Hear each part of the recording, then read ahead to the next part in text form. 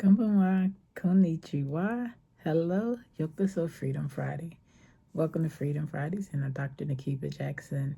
And this week, Freedom Friday, we're going to be talking about the freedom of letting go again.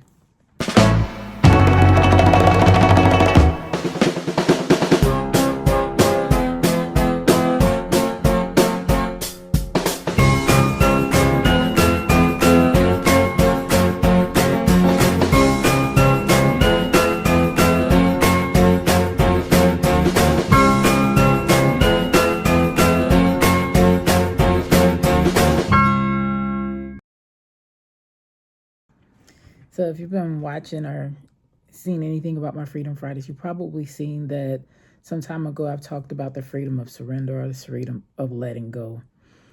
For me, what I'm learning is letting go is not something you do just one time. You have to continually do it. So for me, I could start many different places. So I'm going to start from 4 years ago. 4 years ago was when I actually moved to Japan with my daughter, and moving to Japan was like one of those things that I didn't plan it initially. Like, one of the things that I was focusing on was the job that I was working at. I felt like I needed a change. I wanted to go somewhere where I felt celebrated, and I felt like celebrated and not just tolerated. And I wanted to be in an environment where I felt like even when I worked and I came home, I didn't totally feel like it was like all the way work, and I enjoyed going in there. And before that, what was going on for me was just, I felt like I was fighting to do my job as opposed to just doing my job. And there were many things that I learned along the way. And during COVID, a few years before that, that's when I started my lock journey. And I did it myself, outside of me doing it myself and starting it myself. I only had one person twist my hair, and I absolutely enjoyed it. And so before I moved to Japan, one of the things that I said, I was like, I should really just start over. When I said start over, I was like, I'm moving to a new place all across the world, and things are going to be different for me. So why don't I just do different? Nobody knows me over there. I get to go and I get to like be me without worrying about what other people think. And before that, I was even like working on like my wellness journey. So I had lost maybe about 80 pounds. And I was just doing it because I was working in this program where I was just really focusing on my wellness and just different things that I was doing. And so for me, it was just like natural, like, I'm going to just go over to a new place where I'm working at with my child, and going to a place that I've never considered going in life. And I get to cut my hair off, but I hesitated and I said, I don't know if I really want to cut my hair off. And so, to be honest, when I moved here in June of 2022, and like within a few months, my hair just literally grew. I had one lady that did retwisted my hair, and I didn't know it was a thing that you have to ask for people to wash your hair when they retwist it. So she had joined some of my locks together and was cutting my hair. It was not a really great experience for me. And when she did that, like, my locks were never the same. And then it was just different things. But I used to, do what I could to keep up with it. And then I found someone else that was working it. So I'm saying all that to say I was still holding on to, this idea of what I thought, because even when I was younger, I had this whole story that maybe I'll post one day, but not today. But my hair had fell out when I was a young girl in high school, and I dealt with a lot of things associated with that. So as an adult, the locks was the thing that I actually did without like asking anybody for permission, asking them what they thought. And I just did it because it was something that I thought about, and I had opportunity to support myself without needing anybody else to do it. So coming to Japan, I kind of got in the habit of forgetting one of the reasons why I had the locks was because it was something that I can do without needing anyone to do it. And so once I got here, I started feeling like you know what? I started going back into old habits. So in the beginning, I used to travel a lot with my daughter. I was really nervous because I lived in Germany years prior, many, many years before that. And in my mind, I was thinking going to Japan with my daughter would be an experience that both of us can enjoy, which I can recreate some of the things that was going on in Germany. And it wasn't like that. It was totally different, of course, many years later. So with all that said, I just started experiencing multiple things that was going on. And what I actually started doing was getting comfortable with finding or going back to a routine as opposed to finding something new for me. And what that ended up doing was getting me to a headspace where I was just comfortable finding a routine, sticking with the routine, but not really paying attention to who I was and who I wanted to be. And somewhere along the line, I feel like I lost my way. So whereas before, when I came to Japan, I was letting go and releasing some of the things of the past, I still was holding on to some of the things as well.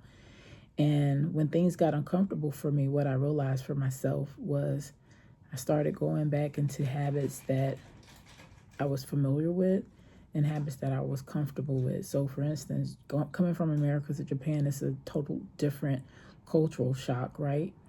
And one of the things that I said is I can be as American as I want to be, or I can be whoever I want to be while I'm here. And you get to choose what version of yourself you want to be. And asking myself, was I really being authentic to who I really wanted to be and show up? And in some cases I was, but when life started getting a little tough for me just for certain things, like for instance, I end up having like a health issue. And then after surgery for that, I fell and technically broke my foot. And I didn't go to the doctor immediately because it was just not the same way that it was in the US. And I just was tired of feeling a certain way. So I didn't want people to help me. I didn't want people to know that I needed help. And it was just multiple things that was going on for me. What I also was doing was going back into some of the habits that I was in before, which was putting other people's needs before mine. Not even giving myself an opportunity to think about what I wanted for myself and the vision of myself that I was walking and living in. Because I will be honest, I just felt like just down, dejected, and just so many different things. So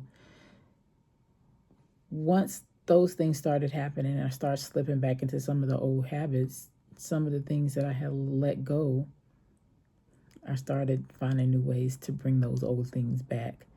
And some of those things came into the boundaries that I had created before. They had shifted and moved to a different location, and they were no longer there. I was going back into those habits of people pleasing and just doing things to get along and to get by as opposed to doing what mattered to me. And so for me, what I'm learning is when you let go of some things, you can start embracing the fact of what a new life looks like and what a new journey looks like. But you also have to learn how to just not be so comfortable all the time to think that once you moved on to something else, we don't always totally release some of the things that we let go. And you have to really pay attention to some of the things that might creep up that gives you an indication that, hey, some of these old habits that I thought I let go of, they still want to be around me. And so when you recognize that they're still trying to be around you, you really got to pay attention to what you're telling yourself. How are you feeling in the moment? And what can you do to move forward so you don't let that continuously, for lack of a better way, bring you down? And when you start realizing that you forget what you like or what are some of the things that you want to do for yourself, and you start focusing on everybody's needs before you even think about what you want to do, and then you start asking yourself questions like, hey, what is it that I've done for myself? What have you done for me lately? Hey, I'm going to see Janet Jackson tomorrow. So just really start focusing on your needs And are you meeting your own needs? Like, don't really pay attention to if someone else is doing something for you. What are you doing for yourself? And so for me, like when I talk about letting go again, some of the other things that I was trying to do was, instead of taking care of myself and doing things for me, I was trying to control the situations around me. And when I started controlling the situations around me, that also had a negative impact, because why am I trying to control the situation? Shouldn't I control me? Shouldn't I start taking care of the things that I want for myself? And so I just really want to say, like, we can get really comfortable when we think we've moved beyond something. And sometimes we think like, hey, I've met that goal. I've come close enough to that goal. I don't have to worry about it. I'm there. What I will say is, yes, you're here. You get to enjoy it. You get to think about the life that you're living, and make sure it reflects the person that you are, the person that you want to be, and the person that you want to stay. Sometimes the old version of you will creep back in ways that maybe you didn't anticipate that it will, and it might come back possibly in a different package. But when you start feel yourself going into some of the same habits and feeling some of the ways that you used to feel when maybe you weren't as happy, that's an indication that you are bringing some things back to yourself that you really need to examine and figure out, hey, what can I do to break this habit, right? And once you realize that and start recognizing some of the things that you're doing to kind of go back to the way that you were, especially if you didn't like it and it didn't bring you joy, I feel like that's a part of breaking through and just understanding what can you do for yourself to actually just have the freedom to continue to surrender, continue to let go of the things that used to bog you down, because you're always fighting a battle of not even just becoming a new person, but just becoming a new, improved version of yourself. And as long as we get a chance to just live and live the life that we want, we get the opportunity to continue to explore and continue to expand and continue to grow. So this Freedom Friday, I just want to just tell you, like, the lesson of surrendering, the lesson of letting go is a lesson that we continuously have to learn. We just continue to pay attention to the signs of what's going on, and just know that it's okay. As long as you're living your life, you're going to always experience these things. There's no reason to beat yourself up. There's just a reason to just pay attention to what's going on, reflect it, and then just find yourself back to who you really are. Find the things that really make you happy and the things that allow you to just continue to enjoy your life. So if this video resonated with you, I hope you subscribe to my channel if you haven't already. Hit the like button and hit the notification, and I shall see you next time. Thanks for joining. Bye.